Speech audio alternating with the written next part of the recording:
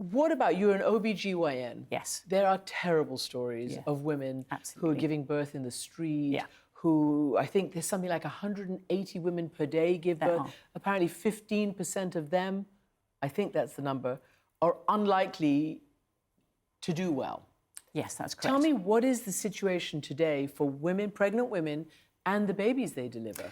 There is no antenatal care for women, so women are not getting any care in their pregnancy. Every woman that I did see, I asked her when she was last seen, and it was October.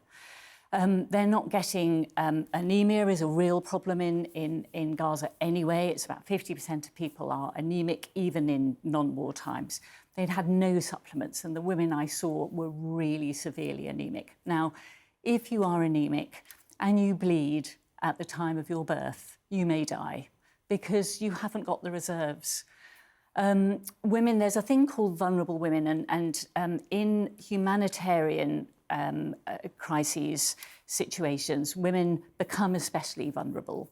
And that means that they're more likely to miscarry, they're more likely to have stillbirths, they're more likely to deliver prematurely. You know, many women can never even reach a hospital to give birth. And that's because they haven't got transport.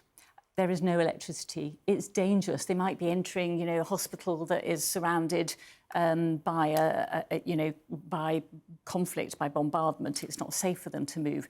They can't even call an ambulance because Wi-Fi, you don't have a mobile signal, so they can't summon care. Do the people have anywhere to go? They've got nowhere, and they're getting less and less. How do you feel as a doctor? I mean, you're a professional, do no harm.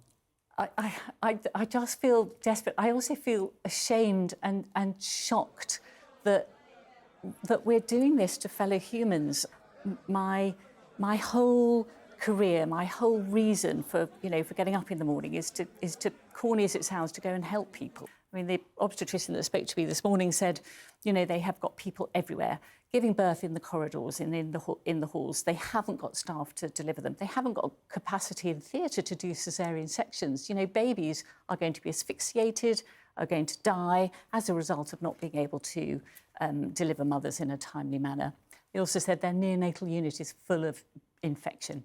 It's full of babies dying from infection. They just can't cope, and there isn't the capacity to deal with it because so many healthcare facilities have been dismantled.